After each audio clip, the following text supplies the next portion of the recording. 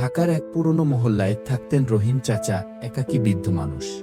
স্ত্রী মারা গেছেন বহু বছর আগে, ছেলে মেয়ে কেউ নেই। সারাদিন একা ঘরে বসে বসে জানালার বাইরে তাকিয়ে সময় কাটত তার।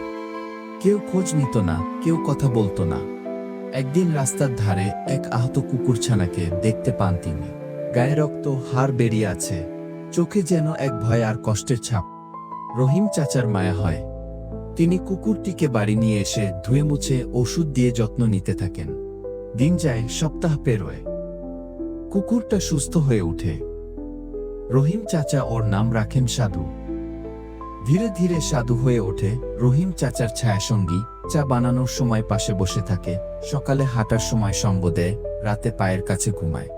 মহল্লার সবাই প্রথমে বিরক্ত হলেও পরে তারা দেখে রহিম চাচা বদলে গেছেন। মুখে হাসি, চোখে উজ্জ্বলতা, শরীরে প্রাণ। কিন্তু একদিন হঠাৎ রহিম চাচার হৃদরোগ হয়। কেউ ছিল না পাশে, শুধু সাধু। সে চেঁচাতে থাকে, ছুটোছুটি করে।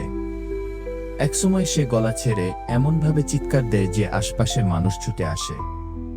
রহিম চাচাকে হাসপাতালে নেওয়া হয়। প্রাণে বেঁচে যান তিনি। সেদিন থেকে মহল্লার মানুষ বুঝে যায়, ভালোবাসা শুধু মানুষের মাঝেই সীমাবদ্ধ নয়। একটা অবলা প্রাণীও হতে পারে কারো জীবন রক্ষাকারী, সঙ্গী, এমনকি পরিবার।